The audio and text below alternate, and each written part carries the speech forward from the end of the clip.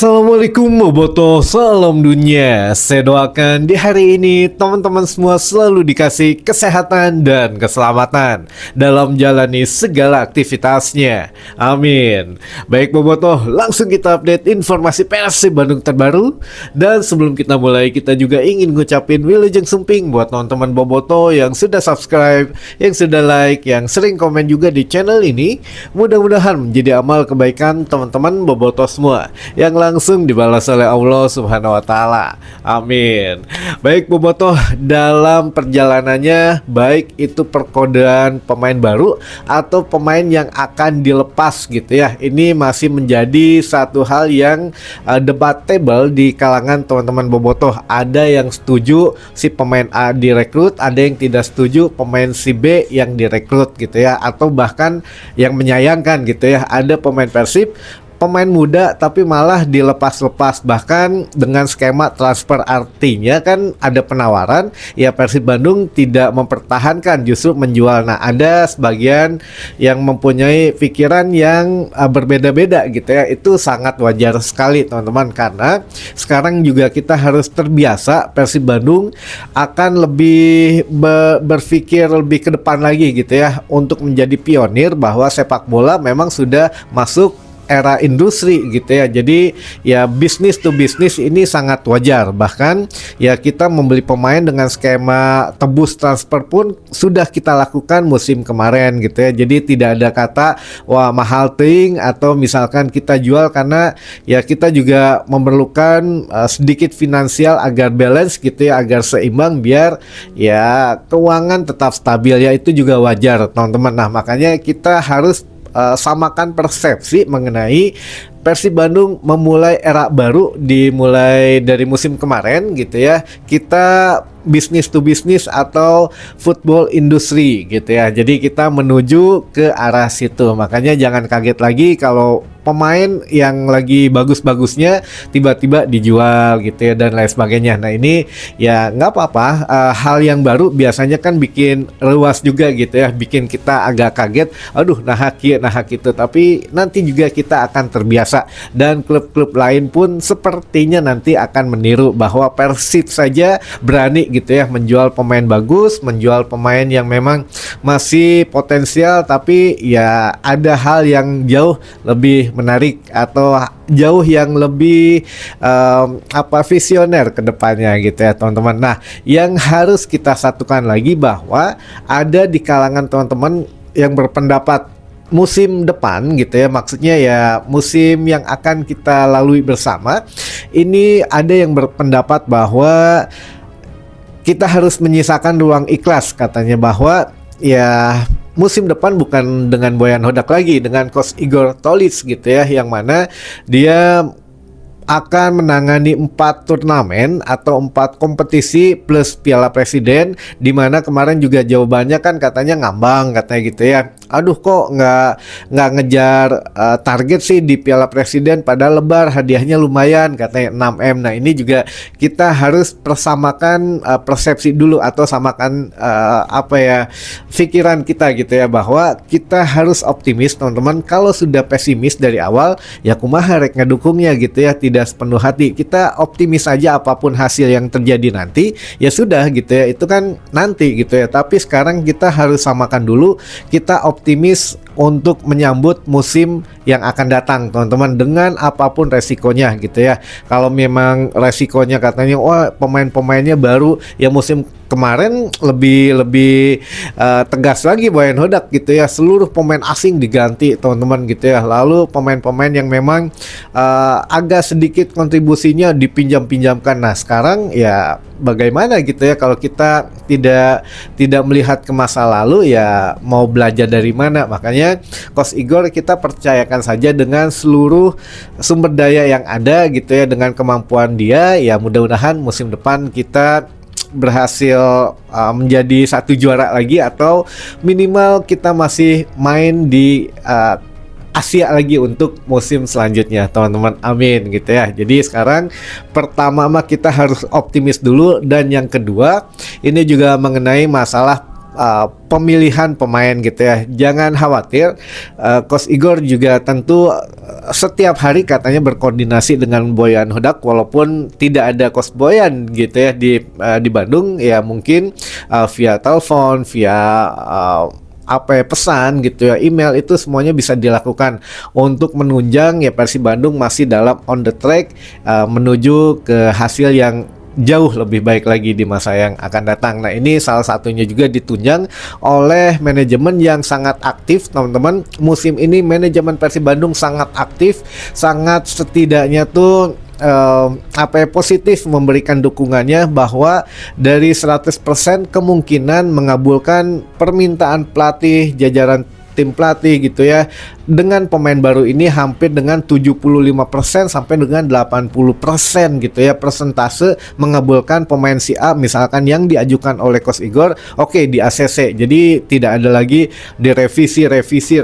Jadi biasanya kan dari 10 pemain yang diajukan ke manajemen, paling yang di ACC 3 atau 4 gitu ya. Kalau sekarang dari 10 pemain mungkin yang di ACC 8 pemain gitu. Ini luar biasa peningkatan dari manajemen Persib Bandung saat ini gitu ya, teman-teman. Nah, ini juga yang disampaikan oleh jajaran direksi juga, teman-teman, dan komisaris gitu ya, yang mana Wahaji Umu kemarin mengatakan bahwa tenang saja, untuk saat ini kita masih akan mendatangkan pemain, yang mana ada satu pemain yang ditunggu-tunggu oleh Bobotoh gitu ya, apakah benar Mr. P atau bukan gitu ya, karena sekarang tanggal 9, besok tanggal 10. Nah, ada apa di tanggal 10 ya, kita saksikan sama-sama gitu, teman-teman, bahwa ya inilah yang menurut Wahaji Umuh katanya nanti akan membuat Jakarta tersentak katanya. Nah, ini apa yang dimaksud ucapan dari Wahaji Umuh ini? Ini hanya sekedar gurauan, bercanda, atau memang ya nyelepet gitu ya? Nah, kita harus tunggu sampai dengan tanggal 10 besok, teman-teman. Namun ya kita hitung-hitung dulu nih, kalau memang masih ada pemain yang baru, kira-kira pemain asing atau pemain lokal. Kalau memang pemain asing, jumlah saat ini pemain asing di Persib Bandung sudah genap atau sudah pas, yaitu 11 pemain, teman-teman gitu ya. Kalau pemain lokal saya pikir nggak ada masalah gitu, mau nambah berapa asal kuotanya maksimal 35 pemain, ya saya pikir masih bisa nambah gitu ya, nambah banyak lah kalau untuk pemain asing, pemain lokal. Tapi kalau pemain asing sudah pas. Yuk kita coba mulai berhitung, refresh kembali, teman-teman. Saat ini Persib Bandung memiliki 11 pemain asing dengan kedatangan 4 pemain asing yang baru gitu ya. Ada Mutombo, ada juga Menalo gitu ya, ada Gakuto, ada juga Balsa, Sekulic gitu yang terakhir. Jadi ada 4, teman-teman. Jadi dari 11, 4 baru yang masuk, sisa 7 yang memang ada pemain asing lama. Katakanlah kita tidak membicarakan dulu siapa yang akan keluar atau bagaimana, maksimal ada 7 pemain asing dari musim yang lalu gitu ya, ditambah 4 pemain baru, jadi jumlahnya 11. Nah, 7 ini siapa gitu, teman-teman? Ada dari Patro Matrikardi, ada juga Julio Cesar, ada Franz Putros, ada juga Berginho, ada Guy Kochea, ada Ramon, dan juga ada Baros gitu ya, dari 7 pemain ini. Nah, kira-kira teman-teman yang diisukan Boboto yang akan diperkenalkan di tanggal 10 atau bersamaan dengan nomor punggung 10 yang akan digunakan katanya besok, kira-kira pemain asing katanya gitu ya. Nah, pemain asing ini mau menggantikan siapa dari 7 pemain yang masih ada di Persib Bandung saat ini? Ya, kita pernah membahas beberapa hari yang lalu, tepatnya saya lupa apakah 4 atau 5 hari yang lalu, itu kita membahas bahwa kemungkinan dari analisa tim redaksi, teman-teman, akan ada minimal 2 atau maksimal 3 pemain lagi yang akan dilepas. Nah, ini jumlah ini memang masih tentatif, tapi berdasarkan statistik yang memang tim redaksi ini gitu ya susun gitu ya. Jadi ada 2 minimal maksimal 3 pemain asing yang kemungkinan akan dilepas Persib Bandung, teman-teman. Nah, apa dari indikasi tersebut? Dari 3 pemain asing ini atau minimal 2, kita lihat dari 7 pemain. Yang pertama, ini kita ada namanya William Barros teman-teman, William Barros atau dengan Goicoechea yang kira-kira gitu ya dari 7 ini, pertama Ramon, Goicoechea atau Putros. Nah, Goicoechea ini ya head to head dengan Barros sebetulnya. Kalau Goicoechea out ya Barros yang stay teman-teman gitu ya. Nah, ini juga masih harus didalemin, tapi minimal mah kalau kita bicara 2 orang yang paling utama adalah Franz Putros justru teman-teman, karena Putros ini sudah habis kontraknya dengan Persib Bandung di bulan Mei kemarin gitu ya. Jadi belum ada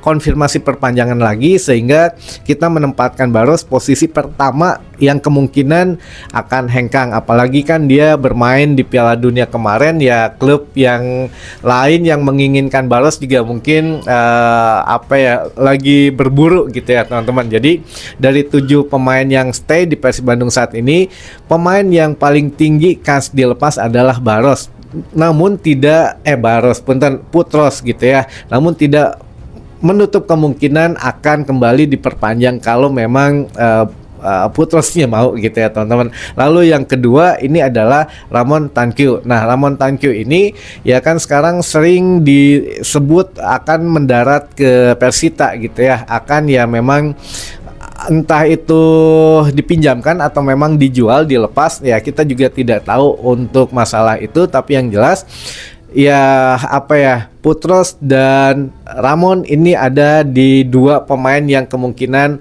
akan hengkang dengan Persib Bandung di musim depan. Nah, kalau memang bicara 3 pemain, ini menarik teman-teman, antara Barros atau dengan Goicoechea teman-teman. Kenapa? Karena lini tengah Persib Bandung sekarang udah penuh teman-teman. Sedangkan Goicoechea ya posisinya di situ. Kalau head to head, Goicoechea sebetulnya satu tipe dengan Gakuto gitu ya, pemain asal Jepang kemarin. Namun ya sekali lagi, kita kalau memang Goicoechea yang out berarti Barros yang stay. Tapi kalau Barros yang out ya Goicoechea yang stay. Tapi ya sekali lagi kita hanya bisa memprediksi gitu ya, 2-3 pemain yang berpotensi hengkang, karena ya pemain asing baru yang dirumorkan atau yang ramai di media sosial atau yang diramaikan oleh Boboto itu pemain asal Argentina, kita sebut saja inisialnya Peralta gitu ya. Apakah memang akan menggantikan siapa gitu ya ketika masuk ke Persib Bandung, dengan kondisi saat ini pemain asing Persib Bandung sudah full 11 pemain.